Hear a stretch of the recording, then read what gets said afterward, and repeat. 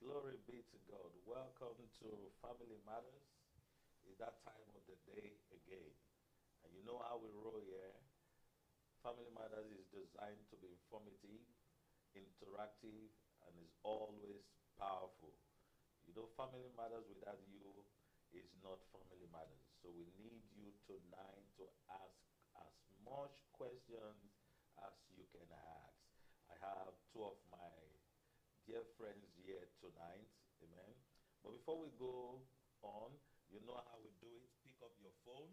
Let's invite someone to come join us tonight. Pick up your phone wherever you are. Pick up your phone on YouTube. Let's do it on Facebook. Invite someone to come join us. Our topic, we're beginning a series called All Things Immigration. All things immigration. In other words, all that you need to know about immigration, we'll be talking about it. And there are no two persons that I've met, worked with, that we have on set tonight. It's good to meet you, Callistus. It's been a while. It's been a while. It's been a while. Before COVID. Before COVID, last time we met, that's The true. last time we met. And you, Santana, we've been talking quite often, but we've actually met once. Yeah, once. And Yes. we've done so many things Yeah. together. Yeah. It's good meeting you again. Likewise. And this Thanks is for the having church us I've here. been telling you. Welcome to Treasure. Thank you. Thanks for having so, us. So good having you here today. Now, we're beginning a series on all things immigration. You know, immigration is a huge topic. By the way, what is immigration?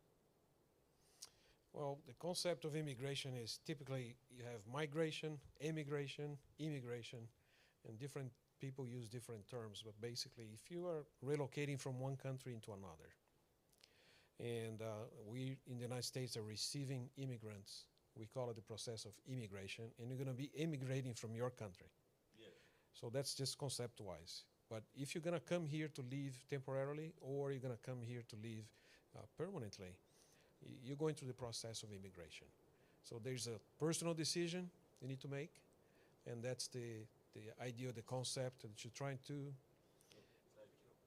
to decide if is your intent coupled with your actions, and you form that intent of immigrating after you come into the country. So you come temporarily as a visitor or a student or working temporarily, and then you decide to stay here, right? That's an important concept. Yeah. Because you cannot come here saying, I'm going to be a tourist for a week, when internally you had already decided, when I get there, I'm never coming back. So that is a fraud. Okay. You say one thing, you do another. You have the intent preconceived of staying here. It's something you have to be very careful with. And that's one of the reasons a lot of people try to get a student visa or a tourist visa and they're denied, is when they're inferring through what you say and the ties you have to your country that you may have already the pre-existing intent of coming to stay. If they believe that, they'll deny the visa. It's one of the reasons most people get denied, is they fail to show a ties to the country of origin and the intent of returning back home. And when you fail to show that, to convince the consular officer, typically he'll deny the visa because he's afraid you're coming to stay. A lot of people come and stay illegally, and that's not something we want. Because once you come here and stay illegally, life is pretty hard. So what you want to do is legal immigration. You want to do it the right way. So you come through the front door, and then life gets easier once you're here. So immigration is relocating to live, for instance, in the U.S., is coming to live here legally. Yes. There can be illegal immigration as well. Yeah, there are people who come, they don't have the status, but they don't leave. The way I say is, imagine you're invited to a party. The invitation is a visa. Okay. So you come in through the front door, you're invited for a party that's going to last just a little bit. And then the party's over, but you decided you're not going to leave. So you like it so much, you decided to stay a little bit longer. So you are actually treated as a invitee, as a guest, but you overstayed your welcome. So typically, if you came legally through the front door with a visa, you entitled to legal process where they invite you to get you out of here, right? So you go see an immigration judge. He's going to tell you, it's time to go. People who come through the border, without a visa. They just enter without inspection. They cross the river, cross the border. They are not considered to be invitees. They are actually trespassers. So those people are not treated the same way that people who have invitations, they came in legally, they are asked to leave. And the people who come in and trespass, they're treated like trespassers. So they don't have the same legal rights. They don't have the same benefits as somebody who came legally, but they still are here and they shouldn't. So there's a process to get them out, and we have a big controversy going on with the borders now, being countries are, people are coming in every day, hundreds of thousands of people every month, and we have an issue. Europe has the same issue. So a lot of countries have that problem. But there are forces telling people to go look for a better place for their families, for their livelihood.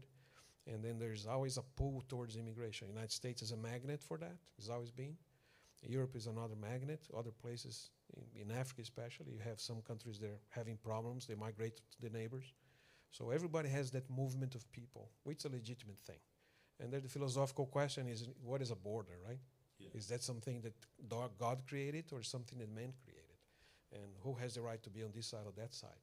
So those are questions we could explore. But the immigration, the way you ask is, if there is a process of somebody leaving a place to go legally, go to work and to leave someplace else for a period of time or permanently, we call that the immigration process. It's a global phenomenon that happens and happens more frequently now than used to be. Wow, so that is immigration in its short definition. I understand that when I started talking in the beginning, my mic was not on. In case you didn't know who I have on set today, like you know also, let's go and invite our friends. Amen. Tonight is going to be very papacious, like we say, and mamacious. Amen. Bring in all the questions. Today we'll be talking on all things immigration. All things immigration. And I have two of my friends here. It's been a while. I've seen them before COVID. I've met with Callistus. We've done a few things together. And Santana. I've been talking to Santana very much frequently, but we've actually met once in person. So it's good to see you again, Santana. Likewise. Thanks for having us here. You're welcome. Santana lives in, you live where now? You live in Miami. Miami, yes, But yes, Dallas is like his second home. yes, part-time. Always in here. With time, he's going to introduce himself to you. Callisto was the one talking. He's an attorney. And you've been practicing for how long, sir? Since 86. Since 86. I mean, he knows what he's talking about. Now, the question he just answered was a question I asked, what is immigration? And he said immigration is moving from one place to another place to go stay, in short definition. Now, let me ask you this question. If I am not in the U.S., okay, I'm outside the U.S., and I want to migrate to the U.S., what are the possible legal ways to do that? So we have over 180 different visas Wow. in the United States. So And surprising. 180 visas. Different types and numbers. So mostly letters and numbers. And most of them are temporary. So some people can come here. Some countries don't even need a visa. They use a passport like Europeans have. The ESTA is the ability to come as a visa waiver. You come in for about 90 days. It can change, you can extend, but you can come here quite often. Most countries you have to get a visa to come in. So you have tourist visas, you have visitor business visas, the B type. Then you have student visas, and you have some temporary work visas. So all letters of the alphabet you can think of, there are visas associated with them. Most people know about the F visa for students, the M visa for another student visa, J visa, and then you have the B visas for tourists. Those are the most common ones. And then people coming here and sometimes they come to go to school. After a period of time that they're studying, they're allowed to work for a year or so as a practical training. Sometimes if you work in a STEM area, which is science, technology, math, engineering, you get up to 30 months to do your practical training. Wow. So that's about 3 years, yeah. If you're in a field, so the different field of study Yes. determines your a practical training. It's called Practical practical training, OPT. It's OPT. optional practical training. So it's basically internship you can get. Yeah. Get paid, and you get permission to work for about a year. That's when you graduate for each level of graduation. So if you come in and you do an associate's degree for 2 years, you typically can go and get a 1-year work permit. Yeah. If you finish a bachelor's degree, you can get a year. So one of these periods per type of a degree. So you go associates, bachelor's, master's, PhD. And each one of those you can get up to 12 months. Unless the PhD or master's or the degree you get is in a STEM area, which is science, technology, math, and engineering. In those cases, they allow you to get up 30-some months. So that's an advantage today for people who study engineering and math. Is it visa immigration? Now, a visa is a permission to travel. Actually, Yeah. is a permission to board a plane. Okay. So when you go in, you get a visa on your passport. So you get a passport from your authority in your country, and you go to the consulate of another country, and you ask permission to board a plane to go to the other country. And that's a visa, and they glue that to your passport. So that is not immigration. It's not now, it's just a tool for immigration. Is a tool for immigration? Yeah, so it allows you to board an airplane Yeah. or a train or cross a border. Okay. So once you board the airplane on that country, and the airplane makes it here, with that visa and that passport, you go before board security officer, which is the CBP officer, right? And he's going to ask you, what's the purpose of your visit? And if he doesn't like your answer, he may not allow you to come. So even when you have a visa, It's not guaranteed. it's not guaranteed you can come No, in. it's not guaranteed. Okay. For one of time, we will not go into the visa. Let's go on the immigration. Right, If I live in a country outside of the United States, right. what are the different ways for me to legally migrate with the intention that I'm migrating? I'm not visiting, I'm coming to stay Right. in the United States. So there are two basic ways that you come here to stay. Either you get a sponsor, being a family member, Okay? and we have about 480,000 green cards or visas, permanent visas, issued every year to family members. It's called the family unification process. Okay. That's the largest number of visas given every year. Is for family members, 80,000 green cards. green card. So there is a set number of visas. Is a So quota. it's not Yeah. unlimited. No, it's about 480 for family unification. And then you have about 140,000 for employment-based or investment-based. Those are the two major categories. Okay, now what he's saying is there are two ways you can migrate to the United States. One is through family base. Now the family base per year is 480,000 visas, Right. Permanent visas, green cards. green yes. card visa given to families to come in. Right, Now the other one is through employment base, right. and that pool is just 100,000. 140,000. 140. Is there any country in the world that is exempted from applying? No, those visas apply for everybody. Now, there are a few more categories like asylum Okay. seekers, and refugees. They have another set number. And then you have like a lottery. So that they a lot of have people a know. set number for asylum seeker per year that they can Yes. only give. Trump reduced the number. Biden is increased a little bit. So the number is very small. Now, friends, listen And that to changes. this. Listen to this. This is very important. We need to hear this again. So regardless of when your case comes up, if the number for the year is done, what happens? For asylum seekers, for instance. The asylum seekers, they have to wait, just like everybody else, until visas are available. And the way the visas are allocated, they are per category or preference per country. So once a petition is filed for you, you receive a priority date, which is the date of your filing, and then you go into a line waiting for availability of visas until your number is up. You keep waiting. I'll give you an example. Let's say you are a U.S. citizen and you want to call your brother, Mm-hmm. and he's back home, right? And you file the petition today, Today, they stamp your petition. They say, this is the date you entered. The petition may be approved in a month or a year, but you have to wait until that visa is available for the date that you filed. It may be 20 years from now. Some countries may be 100. That's the family base. Because they have brothers is the fourth category.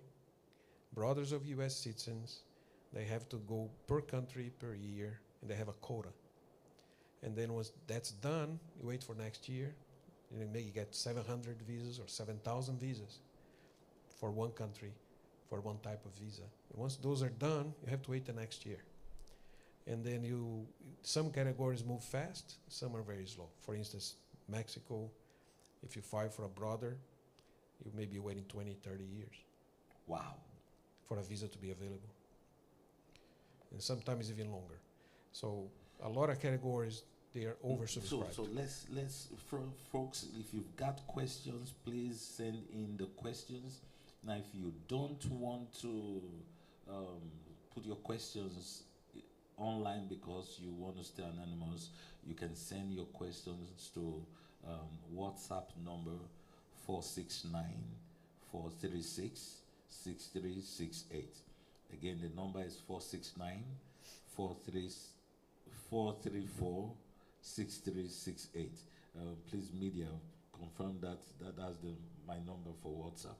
Now, please send in your questions, but because some very interesting revelations. You know, we've known some of these. There's a young man that wanted to invite his mom some years back and brought it for me to pray over. And it was December, you know.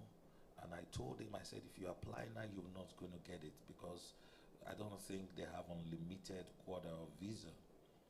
You know, by December, your quota is almost done. So the scrutiny will be too high. Why not do it in January? And we prayed and we just believed it. He did it in January. They gave them the visa. So what you're telling me now, from what I understand, for legal migration, before we get to some other question, it is not unlimited. For all over the world, not a particular country, all over the world, is 480,000 for family. That's right. Now, in family migration, there are different categories. Right. The first category is what? So the first one is called immediate relatives. Immediate. So those are given the first visas every time. So and they have a quota for that. There's no quota for that. And it's But within they the are 480. still, yes, they take the first ones out of the 480 yes. and give them to the immediate relatives. So and they get as many as they file. So there's no limit. If you have 300,000 immediate family, they take 300,000. Then nobody else gets anything. They get everything. So nobody else gets, so the brother, the sister, nobody gets it year. because they get the first visas. So who are the immediate relatives? So they are spouses, parents, and children of U.S. citizens. So if you're a U.S. citizen, you get married, your spouse gets one of those immediate relative visas right away. No wait. If you bring your parents, you're a U.S. citizen, you try to bring your parents, they get the visas right away. So typically in a year. But still within the 480. Still within the first ones out of the 480. And by the way, it's not January. The first day of the fiscal year is October 1st. It's October 1st. Yes. So up to September, everything is done, and then October 1st, they allocate all the new visas. Wow. Every year. So immediate so relatives. Calendar year ends in October. It ends in September. They end in September and they start October 1st. Starts October. Okay. Yes. That's when the quota is allocated. Folks, this is very, very important information to know. Immigration. All things immigration. Like I told you in the beginning, Callisto is one of those persons that, I mean, he has seen it all. So if you have questions, send them to me. I can see it now. Or if you want to put it online, if you want to put it on Facebook, YouTube, please go ahead and put it. Now, we also encourage you to invite somebody to join live. Invite somebody to join live now so that they can hear, and if they have questions, they can ask the questions. I'm going to ask of everybody to share this. Share it to your family members overseas, friends, loved ones, those within here. Today we're going to be talking more on if I'm outside of the U.S., how do I migrate into the U.S.? And we've been told there are two ways. Family, Employment based. family and employment base. On the employment base, how does the employment base work? That question goes right back to the attorney. Yes, let's go back to the attorney. Yeah, There's a yes. point we're coming to. Yes, He's the money yeah, I man. will, yes, I will cover anything related to the investment side. He's the investment Yes, man. yes. Yeah. When you talk of investment, you talk of Santana. I mean, big. We've done a few EB5. Yes, we have done some few- EB5s. some- Yeah. A few EB5.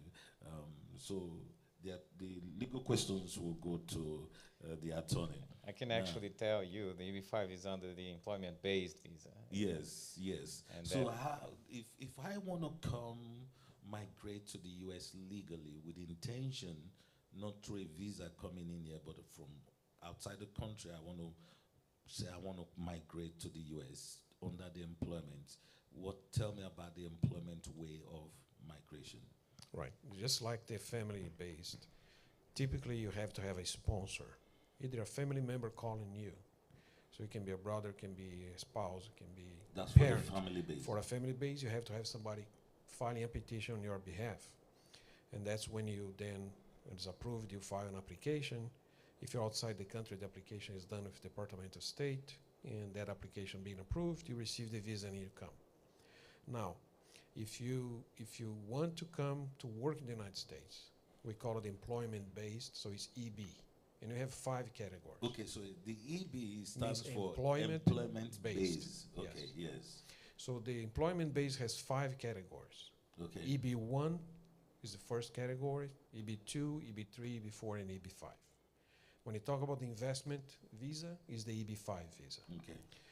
The EB1 is for people who are the genius visa, we call it. Okay. So people who got Oscars or Nobel Prize winners, PhDs, researchers. So if you know how to make like a atomic bomb or something completely like rocket science, Yes. and you are a physicist of some kind, right? You wrote books.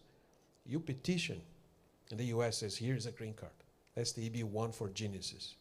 So it's a high standard, people with highly educated that have achieved something extraordinary. Acclaim, international acclaim, recognition in the science, technology, and so forth, the business.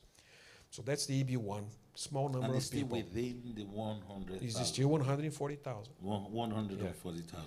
And then you get those guys out, you go to the EB2. EB2 is not as much as the EB1 in terms of acclaim and achievement, but it's exceptional. In the first one, this one is extraordinary. It's a little bit different. And what you do is you have to be somebody who has an advanced degree or a person of... When you say an advanced degree, what is an advanced degree? It has to be a master's or a PhD. Okay. Okay? But typically EB2 can be 2 ways. You can have a sponsor or a company calling you, or you can self-petition. Okay. If I want to self-petition, how do I do that? If you self-petition, you have to be a person who has an advanced degree, or you have to have at least a bachelor's degree plus 5 years experience. It's a progressive experience inside your expertise area. Okay, say it again. So a bachelor's degree plus 5 years of experience. Okay. Is it related to a particular field or all field? Many fields. Most Okay. fields. I would Most say. field. Yeah. But it's reserved for people with exceptional abilities, The EB2. the EB2. So what happens is, if you have an advanced degree of a master's or a PhD, you get through the threshold question. That means you can apply. If you have a bachelor's plus 5 years, which is equivalent to a master's, so we have a professor look at your resume, look at your experience, and certify that your background corresponds to the same as a U.S. Master's degree. So you have a master's not by degree, but you have by experience. So you have a master's nonetheless, so you pass.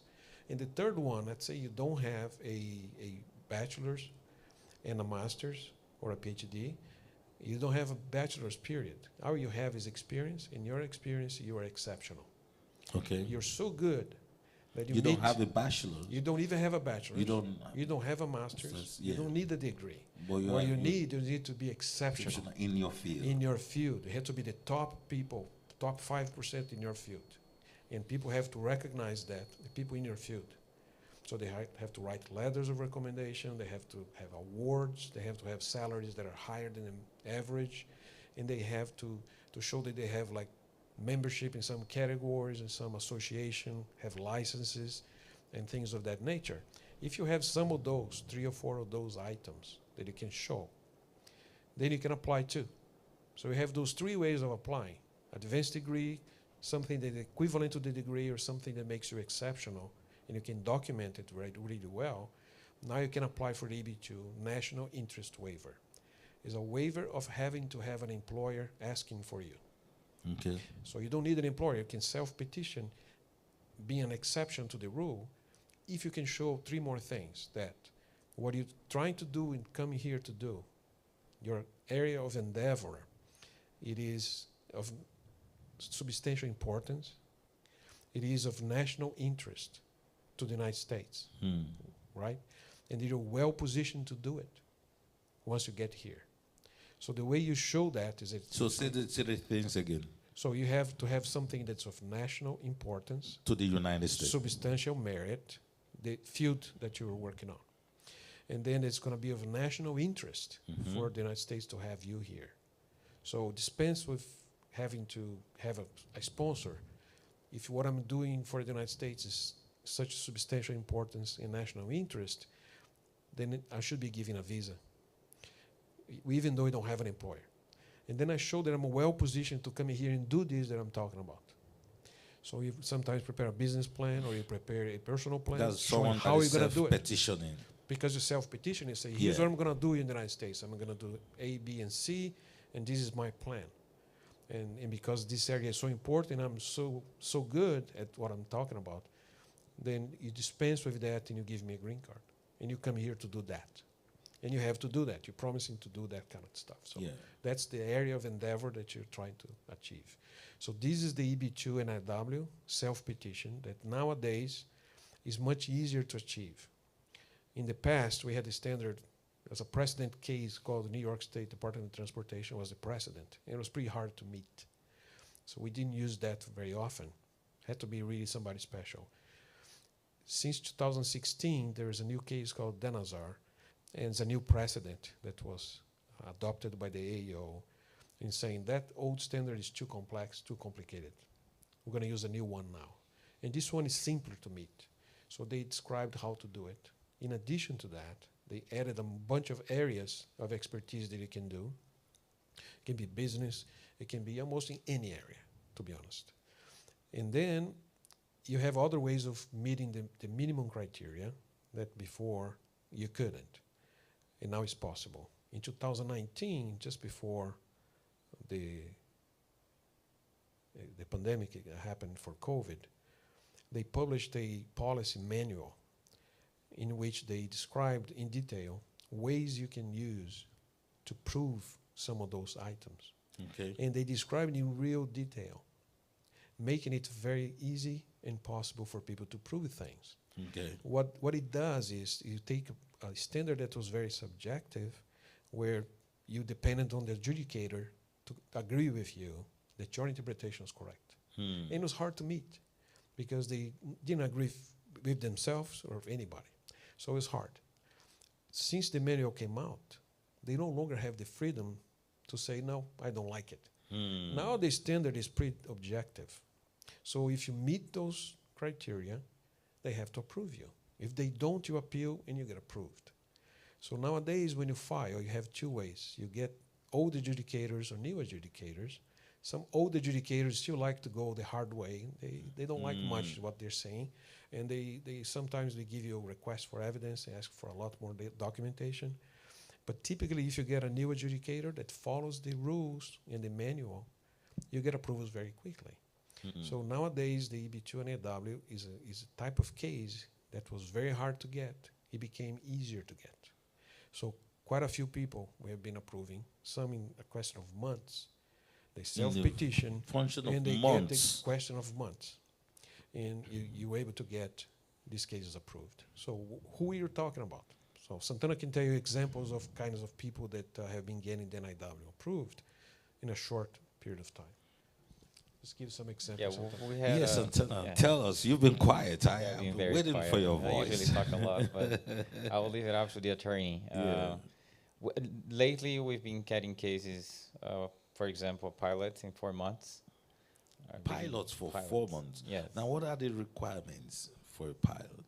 Pilots, Yeah, a lot of hours flying. a lot of hours flying. Yeah, you need to have some substantial proof that you have the ability not just to be a pilot. Now you're also trained. You were a technician as well, so you add more value to your resume on that. So it's just not flying per se. It's not of national interest, you being a pilot. But if you prove that you're more qualified and capable of 10 years being a pilot. What about doctors and nurses? Are And those- then we talk about dentists, we're talking about the aesthetic world, any profession, pretty much. We've been seeing cases, Paul can actually talk about it, unusual cases being approved as well.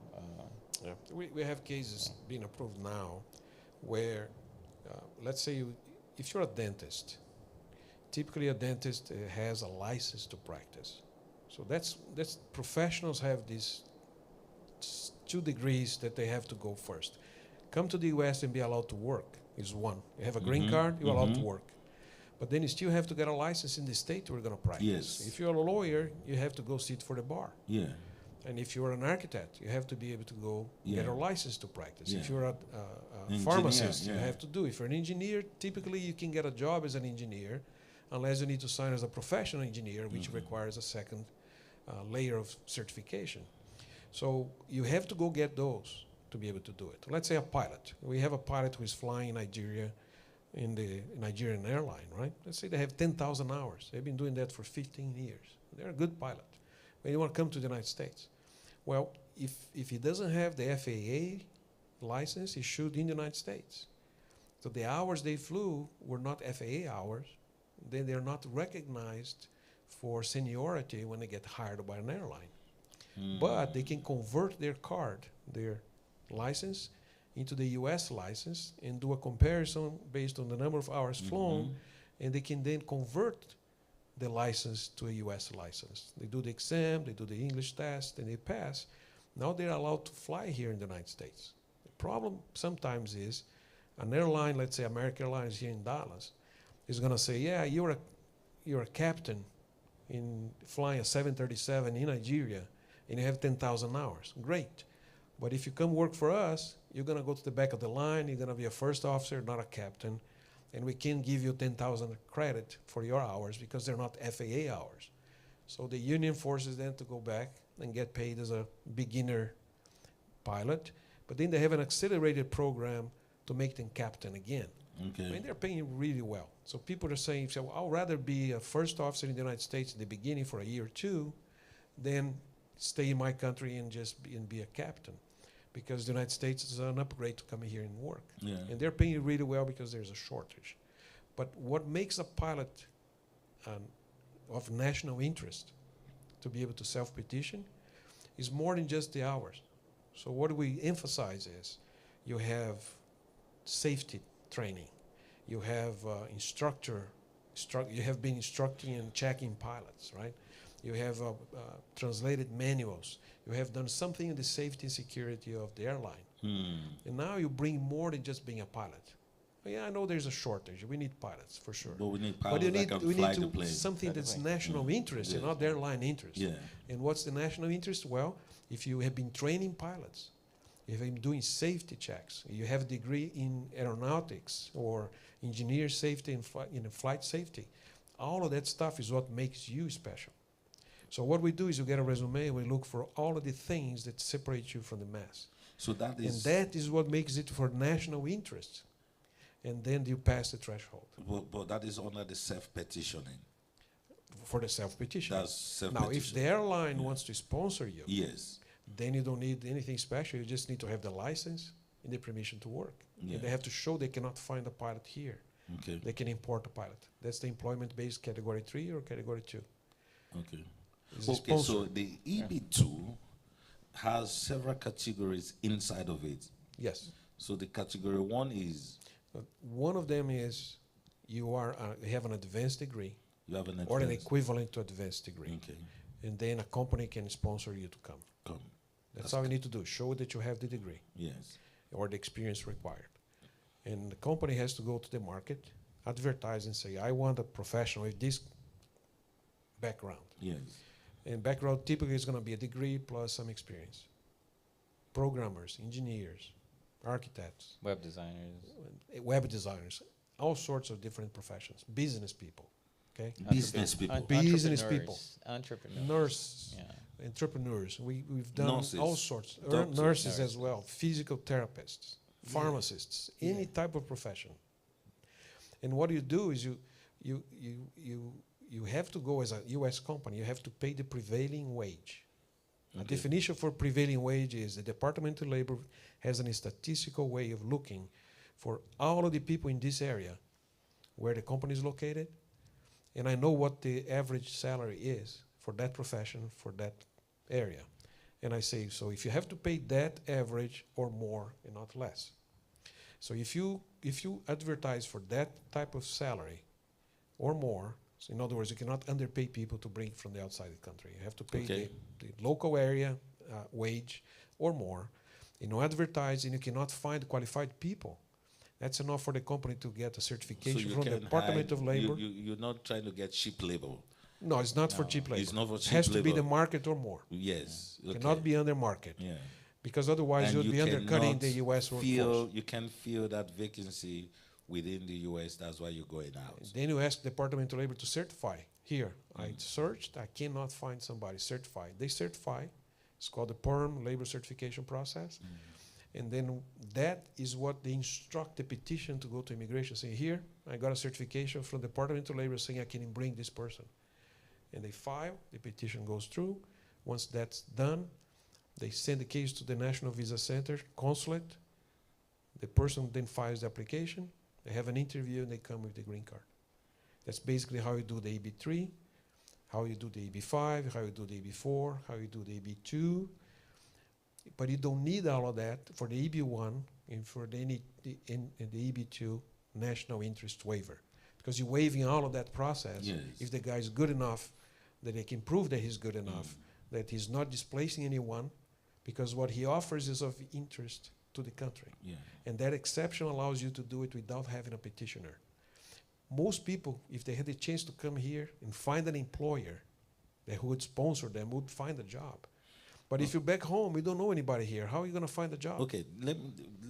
That's why the self-petition is so interesting. So if I visit the United States and I found someone that need my services as a doctor, how does that work? Well, I if came the hospital visiting. wants you, Yeah. they can go file a labor certification for you.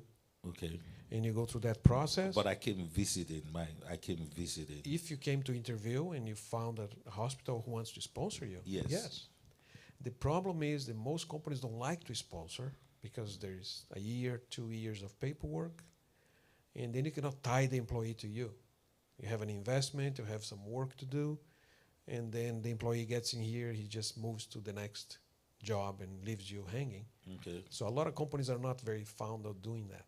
What most companies do, actually, in the technology world and people who are in the IT world, engineering world, they know what I'm talking about. It's called the H visa, H-1B. H-1B. They yeah. come in here, they go to school. They graduate in some computer science class. While they're doing that, companies are there interviewing.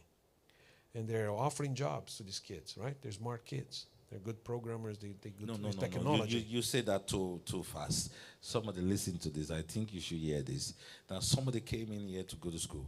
They go to school. They came, for instance, they say they're going to SMU for a Right, particular degree right. course, but they're doing a certificate course in computer. Computer science, engineering, Engineering. anything in technology, right? Different from what they're doing in school. No, they're actually doing a degree, a They're doing bachelor's degree in some science. Okay, so what I'm saying, someone came into the United States and is doing a degree in Computer science, let's say civil engineering. civil engineering, Civil engineering. petroleum Is engineers. Civil Nigerians engineer love petroleum engineering. is in school civil engineering. Right. But why is in school? He's in school doing civil engineering. He's a student. He's 4 not years, working. let's say 4 years or Yes. 2 years program. He's doing it. He's doing it. Doing everything. But he's doing a part-time program in computer web design and stuff like that. And it has the certification. He has all of He that. doesn't need to do anything on the side. He can do just his degree in school. Okay. His degree is computer science or engineering. While he's doing the 4 years in his bachelor's degree, the companies are coming to interview on campus. Okay. The companies like them, make them job offers. By the time they graduate on the last year, they file for a H visa, H-1B. But there is a lottery, only 65,000 per year. And we have about 250, 300,000 applications And that every year. 65,000 is country-based as well. Split No, in this is a total. total. So So in that So total 65,000. everybody applies for that, and 65 plus to 20,000 for master's degree. So about 85 total, but 20,000 just for master's degree, and 65 for bachelor's degree. And those people receive an H visa at the end of the process. They get selected, they apply, they get approved. Companies do it, right? And then they have 3 years to work for that company doing what they so graduated the visa for. ties them to that company. That company provides them a work permit for 3 years. They can renew for 3 more. So typically they'll do 6 years. During the 6 years they are working for the company, they file the EB-3 petition for the labor certification and get them the green card. So what's So the, that's very, very common so for what's the EB-3? technical people. EB-3 is the employment-based skilled worker. That's exactly like the EB-2, but EB-2 requires you to have a master's. The EB-3 is just a bachelor's. Okay, just about. It's more than that. It can be without a bachelor's if you have at least some skill. It's called skilled worker. 2 years experience. So have you ever eaten in a Brazilian steakhouse? Yes. So I like the we Brazil. bring the guys who cut the meat on your plate. Yeah. They're called gaucho chefs. They're Oh, chefs. Yeah. They prepare the meat, they cook the meat, and they come and serve the meat. And it requires at least 2 years experience back home for them to be skilled workers and become the chef. And once they are, we can bring them in here because you advertise, you can find them. Yeah. And the restaurants are sponsoring them, and we're bringing them through the labor certification. Wow. We're bringing people for fixing air conditioning. If you have the license for air conditioning and you can't find anybody, we bring them here. And right now, we're even bringing people for truck driving.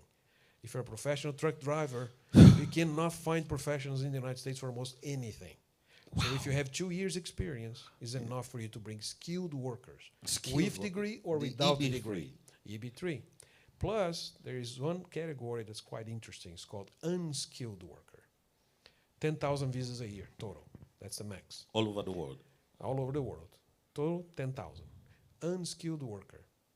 So what they're doing, you need somebody to work in a hotel as a doorman. Requirements, you have to be breathing. You have no skill. You don't need to have skills, but you have to have a sponsor. So some McDonald's are bringing people to flip burgers in South Texas. They put an advertisement out there. Nobody answers. They can't find people. So they find somebody who wants to work, and they bring them in because they cannot find unskilled labor. They can't. Wow. So they can import people through the labor certification.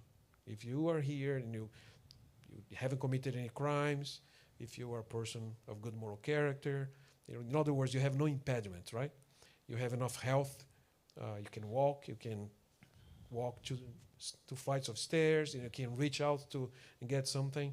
That's enough. You can clean windows, you can clean the floor, you can clean a bathroom, you can flip burgers. That's enough qualification for you to qualify for these jobs. So all you need to do is you find the employer, you have to match the employer who wants you with your skill.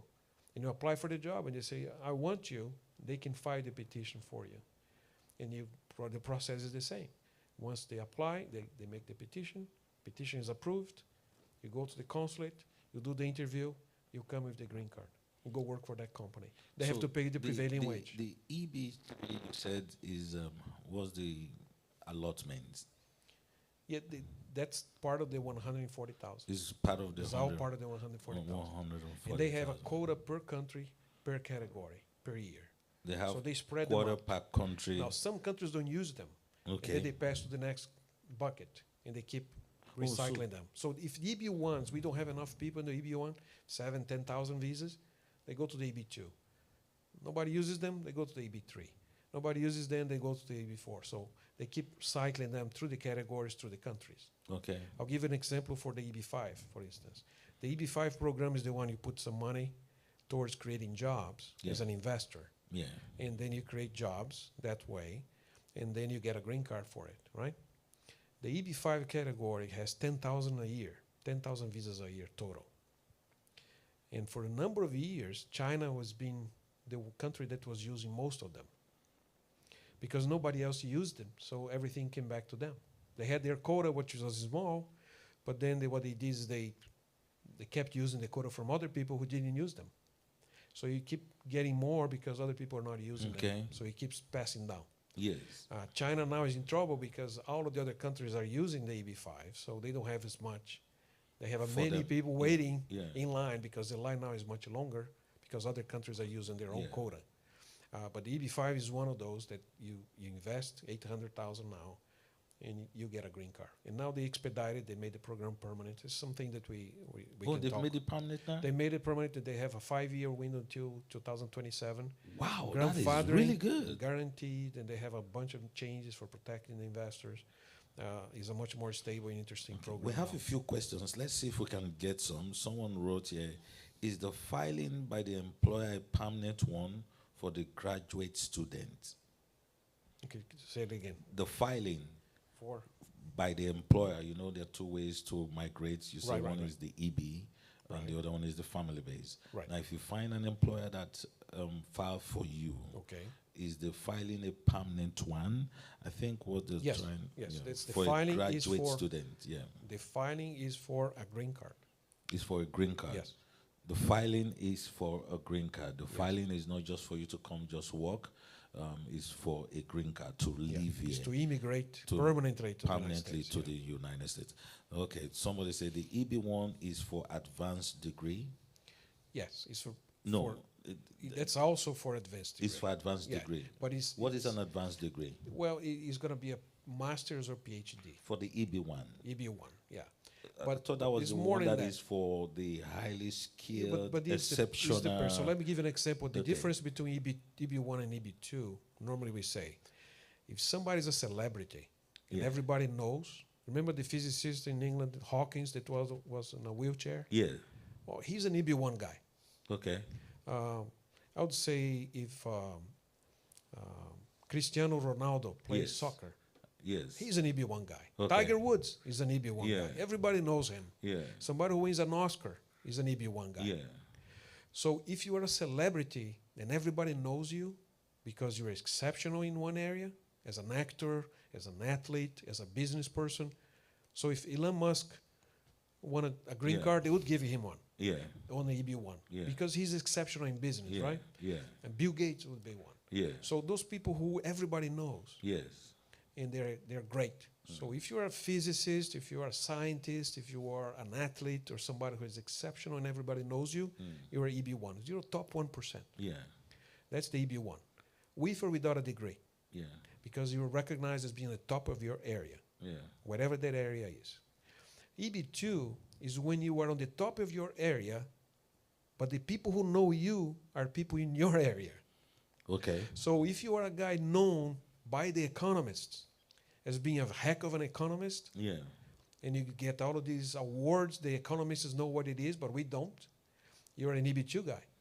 So professors, researchers, professionals, people who are known and recognized by their peers. That's an On EB2. peer review, that's the EB2.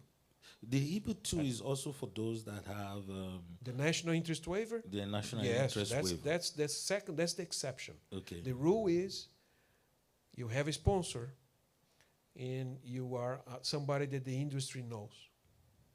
Okay, that's when you get the degrees. If you have no sponsor, but you can show you what you do is of national interest. It is national is importance in merit. Yes. And you can document that you meet those criteria. You can self-petition for the EB2. For the EB2. With or without a degree.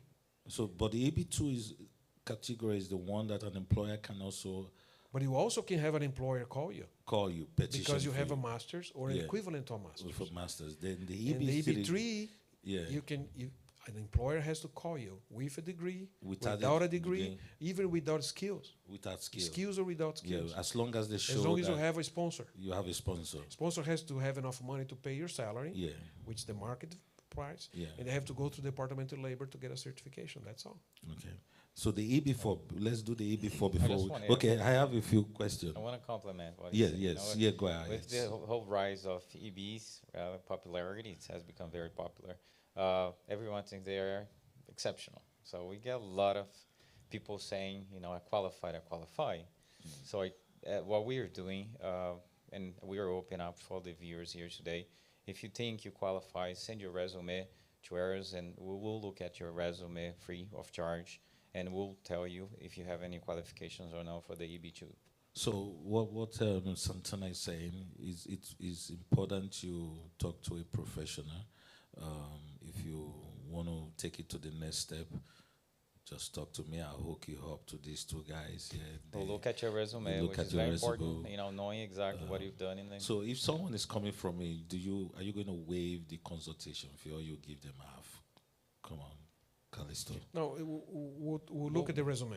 If you qualify For for free? EB2, and I doubt, yes. We'll look yes, at we'll for do that. free. The- And we even for- get on a Zoom call if you Yeah. needed to. Okay. And Zoom call. we'll do that So all no for you- consultation for the fee. viewers, for No your consultation members. fee for the No EB2. consultation for Okay, everyone. good. Yeah. Oh, come on. I wish I have a church that can put their hands together for that. Good job. Thank you. We've got some more questions. Prophet, someone asked, the U.S. has to pay local salaries. I believe this question means they have to pay the prevailing salary Prevailing wage. in the U.S. here, In not the US, from your, in the location where the job is. in the location where the So job it's is. not the New York job or the Silicon Valley job. Yeah, If it is Richardson, Texas, the prevailing wage. that company's here and you're gonna do the job here, Yeah, is the prevailing wage in they'll pay this. you regardless in of this where area. you're coming from. Yeah. Yeah. No, it's exactly the opposite. The protection of the U.S. market force is that we're not going to pay you the wage from back home. We're going to have to pay you the wage here. That's what protects the U.S. market, that we're not undercutting by bringing people from the outside. So Okay. that's very important. It has to be the prevailing wage in the location where you're going to be providing the service. Okay, so a question. Someone asked, if you're already in the USA, can the EB3 be filed as long as you're in status? We do that all the time. The Okay, trick good here question. is, the Good- trick good here question. is Mm. you cannot run out of status. So if you're a student, Stay in status. you have to keep your student alive. If you are here as a tourist, you need to extend. You need to switch to student. You need to do something to keep your, or leave and come back. But if you run out of status, then you cannot adjust in the U.S. Okay? The only one who can adjust in the U.S. is a family-based immediate relative. So if you came as a tourist or a student and you run out of status, right? And now your visa is expired. You forgot to go home. You forgot to You go forgot home. to go home after the party was over. Now, there's one way to fix that problem Yeah. if it is through marriage. Yeah. Because if you marry, there's a way to then adjust your status, Yes. irrespective of the fact that you're That you're out of status. That's It's the an only way. exception of Yeah, the rule. okay. But the employment-based ones only allow you to adjust up to 180 days Yeah. since your last entry. Yeah. So if you run out of status for 30 days because of technicality, we can still adjust your status. There's a 245K that's an exception. Up to 180 days, we can do it. But you can count on it. It's just for Okay. technical So violations. okay? you know you're coming back next month. I don't know, but what I'm saying is that if you are in the United States, and you are going in- to come back. if you are in status, we can adjust you. But the problem is you have to be able to keep your status because it takes a little bit of time to get to that point. And if you run out of time, then you lose. Yeah, complementing what he's saying, I think we're short in time right now. We don't have time to answer all the questions, but just as educational, if you're outside the country, it's one process. If you're inside the country and you hold the status, consult us as well. You might have, you probably don't even know you qualify for some type of Trust me, you'll be permanent getting a green lot card. of calls after this. And I've migrated to this country 16 years ago, so I did not have the education, no one to guide me. I went through F1, which is student visa, H1B visa, and then 8 years later, I was still keeping my status alive until, I ended up getting a sponsor. So for a lot of people, sometimes they get here 3-4 months and they're desperate. Like, what am I going to do?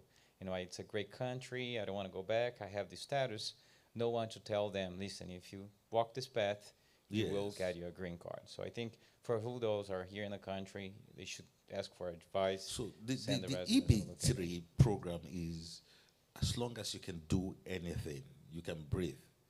Yeah, Right. if you find a sponsor, If the sponsor. most complicated thing is to find a sponsor willing to help Now, you. if you are within the United States and it's 10,000, the EB3 pool is how many per year? Total for AB3, Yes. well, you have more than that. 10,000 is just for unskilled workers. 10,000. People who don't know anything, Yeah. they're just going to clean floors or be a doorman So or the flip burgers. 10,000 within the That's 140 140, yes. 40,000 that is Right. allotted for the EBs. Right. Now, so if you are in the United States, how does that number play? Does it make you a preference or?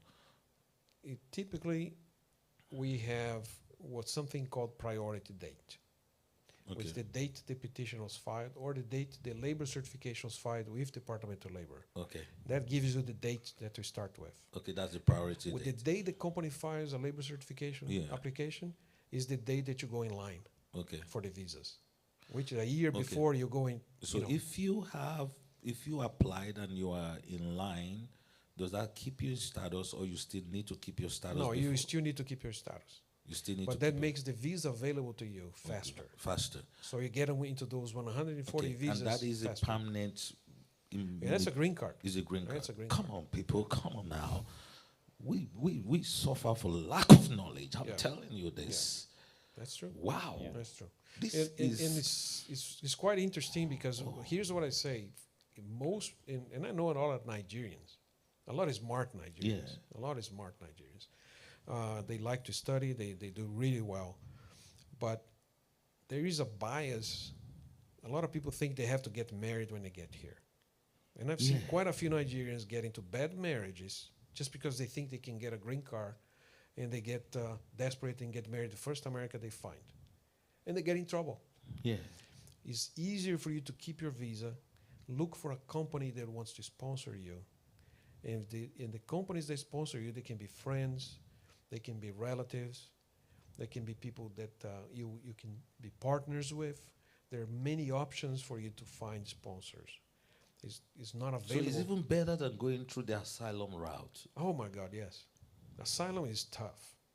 Most asylum cases are denied. In Dallas, the judges here, the immigration court, their denial rate is 95% for asylum. Wow. People don't know it, but it is tough. There are cases that are legit. People should have, but they don't get it. It takes 5-10 There's years. a question I need us to squeeze in.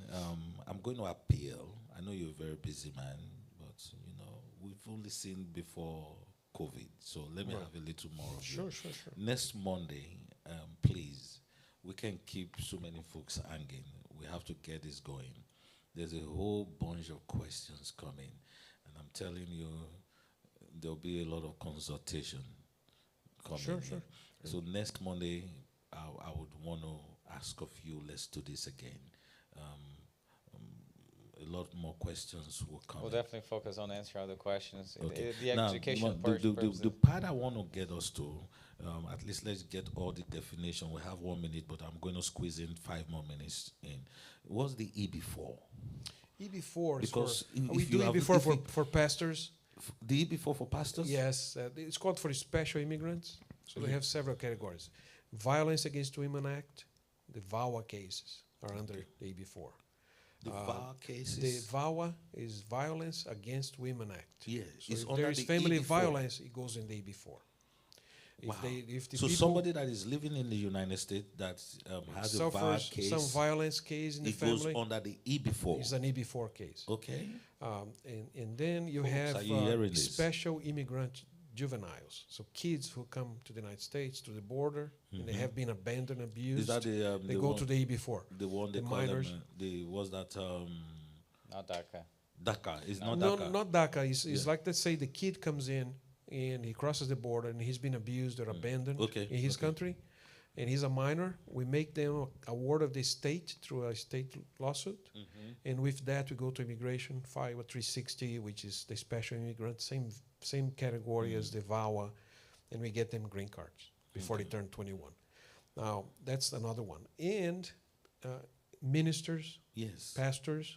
That's the visa we use to get green cards for ministers and pastors. is Okay, the so EB4. somebody that is in school here that has a pastoral license that has become a minister, would that person feed into That's what the EB4, that's the category we get. the EB4? So what do we do to church, for church normally, is you can have a minister, or you can have a vocational or religious workers. Okay. So those are the two categories, ministers and non-ministers, religious workers. The two categories. What we do first, use the R1 visa. Okay. The R1 is the temporary, it's one of those ladders. One is the 180.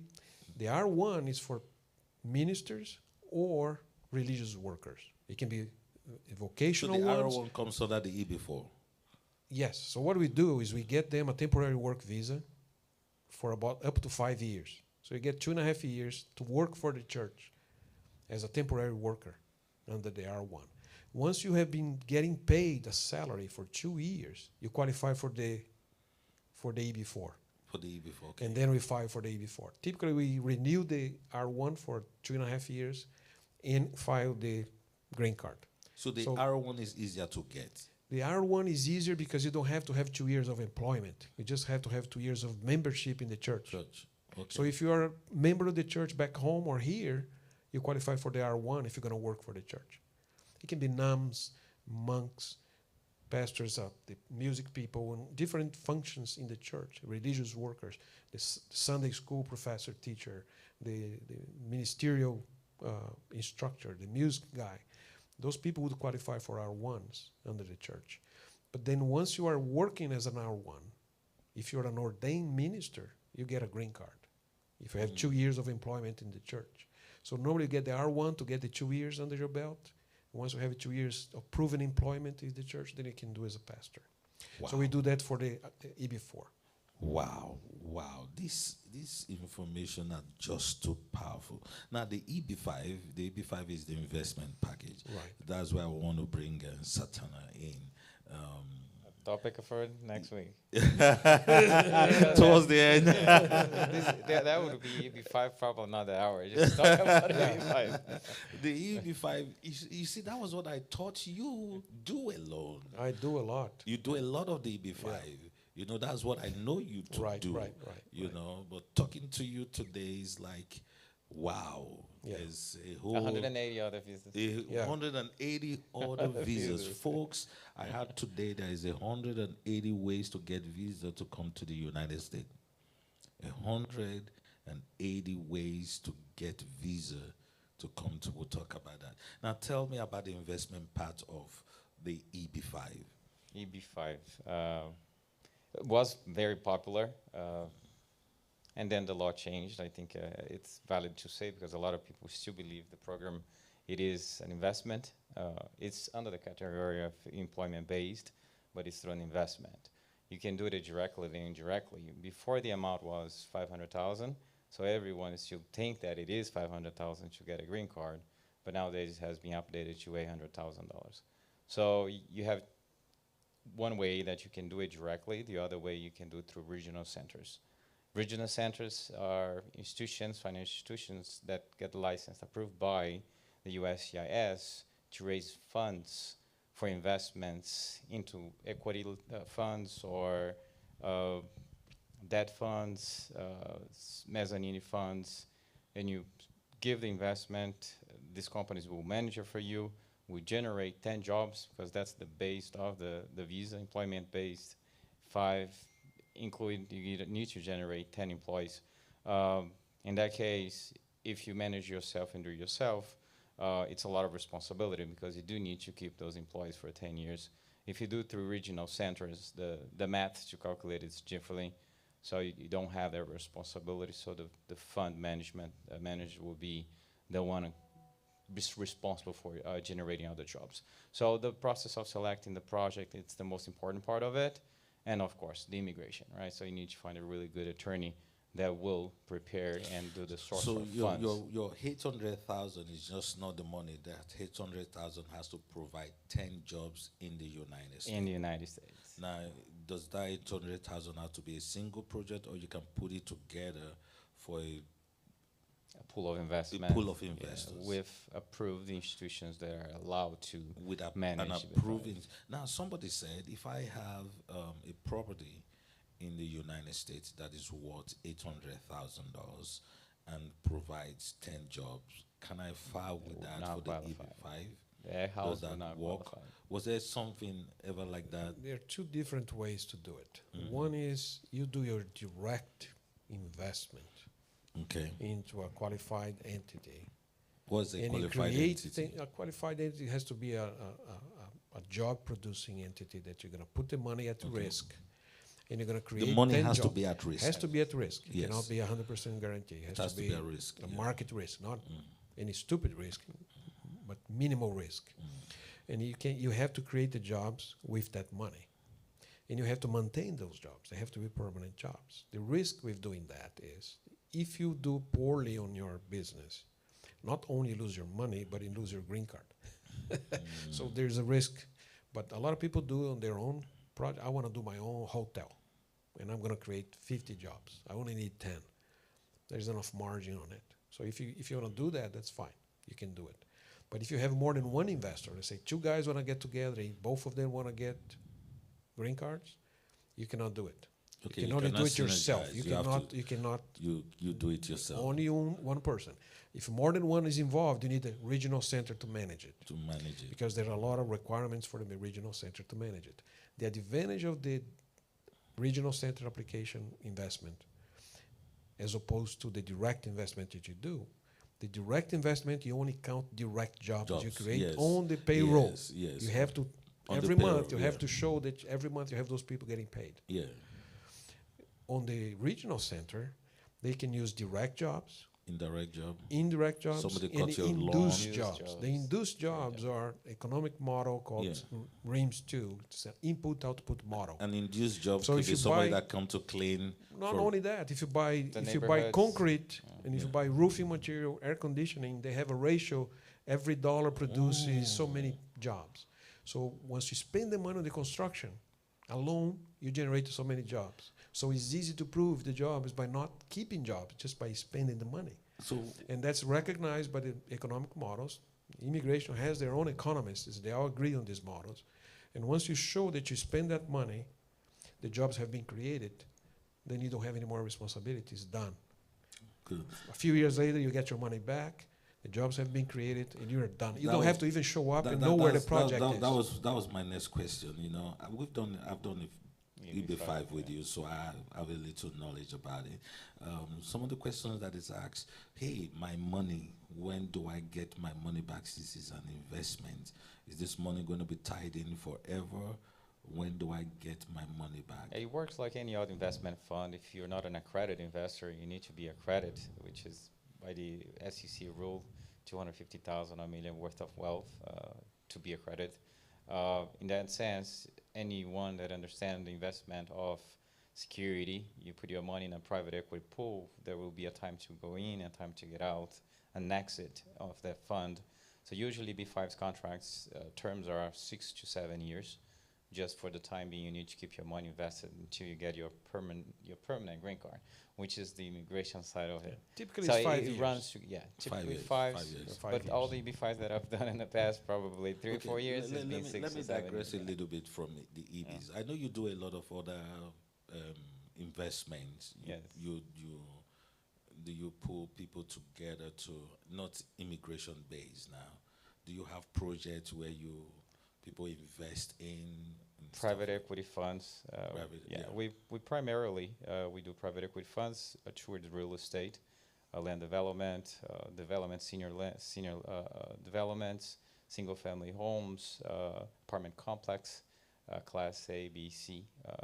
Is Those there are really- a range of contribution you have to meet? Is it in the millions, in the 10,000? Accredited investors, a private fund would abide by the rule under the contract, right? So classified as, you need to be accredited. So there is a minimum. It depends on the fund that we're currently issuing it. So it starts at 250. 250,000. Yeah, 250,000.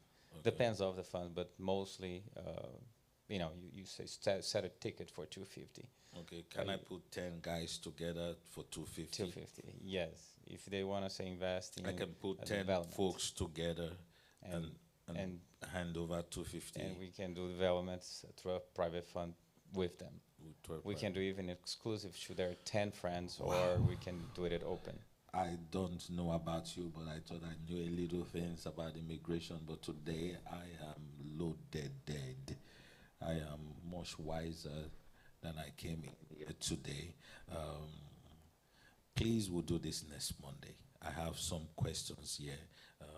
Let me ask this one, just this one. Folks, let's just ask this one, please. We've gone past our time, I understand, but let's just squeeze this one in. Somebody close to me, very close to me, so I'm just trying to save myself now. If I don't ask that question, I'll get in trouble. He said, I have done my interview since last year. I have not had anything from USCIS. It was a marriage base. Any advice? That's what we Paul. Not surprised. The good news about the marriage is Biden has created a ability for the officers to waive the immigration interview for marriage cases.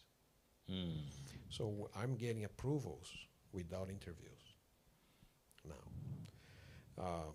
Is every marriage going to get waived and approved without an interview? No. Only the good ones, right? People who have been together for a while, they have kids, they have a lot of evidence, and the cases are well put together. Typically, those cases are being approved without interview. What is the purpose of the marriage interview? Is to make sure the marriage is a good faith marriage. It is not a fraud. It's not created just for immigration purposes. The mistake people make sometimes, and I'm not saying because I don't know this case, so specifically this case I cannot say anything because I don't know the terms, but the typical marriage cases that are stuck for a long time is because people just got married and they don't have a lot of evidence of a life together.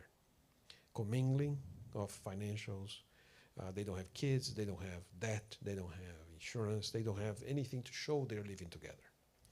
Joint bank account statements and so forth. They just got married, they filed with very skimpy documentation. And the interviews come quickly. And they still don't have a lot of stuff to put in there. And then the officers don't know. They say, well, how do I know this is the real thing, right? So what they do is they sit on the case and let you develop the record. Those stuff, And then they'll call back and they have a second interview where they request additional evidence. So what I would do in this case is I would document the heck out of this case. And you don't document just because it happens. You go out of your way and you produce listen to what I'm saying. Producing records doesn't mean fabricating records. Don't fabricate anything. Produce it. So joint bank account. Put everything that you guys use in the household in that statement. Every month you have a statement that shows groceries, insurance, car, rent, everything. And you put that, and you have 12 months of statements showing everything you did together as a spouse, as a couple. Now you start having copies of bills, contracts, tax returns, pictures. You go out to eat to dinner. I go out to dinner, my wife takes pictures of the food. I don't know if your wife does it, but people should be taking pictures for everything they do nowadays. There's no excuse not to have it. And if you have a well-documented, put-together case, then chances are your interview is going to be successful and it's going to be easy. But cases get put in question because they have almost no evidence whatsoever. And so immigration doesn't know. If they don't know, they'll sit on it and they'll create problems for you. Okay, questions are just flooding in now. We're going to stop here because I know if we go Yes. this route, And if you talk about marriages, then you're going to have a lot more questions we, because that's very there's common. a whole very lot common. much more Yeah. questions are coming in. We're going to save it for. This is all things immigration series we're doing, and I tell you, um, just like the scripture says, my people perish for the want of knowledge. What you know will save you. What you don't know can kill you or can delay you or derail you or deny you. So it's important. Knowledge is important. It's one of the things Family Matters we're here to do, to produce as much knowledge as possible. Now, whatever you hear here, they are not legal advices. If you want to get a legal advice, come consult with them. Just reach out to me. I would put you directly in touch with them. Just come through me. I will put you in directly. I've done a few, introduce them to you, and they're talking to you. So just come to me. We'll put you in direct in touch with them. Now, on sets today, we've gotten a waiver for the EB2. The EB2, if you want to check it, you have somebody that wants to look into it. No consultation. But by the grace of God, next Monday, we're going to have them here to again next Monday. So get your questions ready. Amen. If you want to send your questions ahead of time, better still, so that we can treat your questions on time. We've gone past our time, so we'll be stopping here today, but you know how we roll. Before we go, I would want us to give them a good job tonight. A very good job. We have over 30 persons online watching with us right now. Active watchers. We know there's a whole lot of folks who looking but don't say anything. So please, let's give a good job. Amen. Let's get 20 good job tonight and to sign up. Let's go. Who is giving us the first good job? The first good job tonight. If you think this is very good, very powerful, you may not need it personally. Thank you. Good job. Good job. Thank you. Good job. Number 2. We got 2 good job. Come on, let's go. Let's go quickly. 2 good job. Let's do this quick. Good job. If we don't get 20, they won't come back. May I'll be the one answering your questions. We've got 4 good job. Amen. 4 good job. Let's go. Who is out there again giving us a good job? Just 4? I thought the good job would be pouring in 5, 6, 7, 8. 8. Let's get 20. We need 20 good job. 20 good job. Come on, guys. We need 20. We just got 8 good jobs. Nobody from my family has given a good job. What's going on? Are they not online today? My wife used to wash. I have not seen her say anything. Good job. We've got 9. My mother has just said good job. 10, 11. Pastor Hope, good job. 12. Amen. Come on, let's get a good job. We got 12. I mean, if this is a blessing to you, I don't know why you can be so miserly with your good job. Amen. Good job. We need good job. Thank you so much, Pastor Rick. We've got 13. We need 7 more. 7 more good job. 7 more good job. Thank you so much, Mrs. Divine. Good job. We need 6 more good jobs. 6 more good job. Come on, let's get it. I know I'm not seeing those on Facebook now because I'm on YouTube, but on YouTube, we need 5 more good job. 1 just came in from my youngest daughter, supporting her father. Good job. Glory to God. We need 4, 5 more good job. You are online, you are just being quiet. Just to even put a good job, you can't put a good job. We need 3 more good job. Why would you always want others to do the good job and you don't say anything all true? Just a good job. No, I want this one from YouTube, yeah. Because we have a bunch of folks here on YouTube. We need 3 good job. Hey, Mrs. Oviosa, we need 2 more good job. We have 2 more persons here on YouTube for good job. Come on, 2 more persons. Who are those 2 people? We have way much more people here, and I wonder why just to give us a good job. I mean, this is, if I'm not the mod, I would have put my own good job. This is very, very informative. You can't, this knowledge you've gotten today, you pay for it, but you're getting it free. We need 2 more. 2 more persons. 2 more. Let's go. 2 more persons. We are 20 minutes past our time. 2 persons are holding us down. You know we need a good job. Thank you so much. Good job. Thank you, Pastor Joe. We got 20. Good job. So with this 20 good job, we're going to be having our dear friend Callisto and Santana back on set next Monday. Get your questions ready. If you want to come in person, come in person. The church is open. Come in person and to come ask questions or to come see them, or you can even come shake hands with them, and even they can interact with you after the meeting and take it from there. If you want to come in person next Monday, I encourage you to come in person next Monday. If you can do that, it will be a blessing. But thank you so much, Callistus. I know it's a busy time. Man, we need to go to Brazil. I was telling you, we need to go to Nigeria. Yeah, we got to plan that. We need to plan that, Sure. you know. We need to go to Brazil, go to Nigeria, and take these things over there. Thank you so much for coming. Thanks for having us. Thank you so much for coming. Thank you so Thank you much for coming. Thank you. And you don't see her. He came with his daughter. She's out there. Thank you so much for coming. God bless you. I'll see you next week, Monday, on Family Matters. Tomorrow the stir is on, and this Sunday is going to be fire for fire. Our dear friend, Pastor Kufure, is already in town. He's going to be with us. The service time is 10 a.m. Come with your friends. Come with everybody. God bless you. Bye now.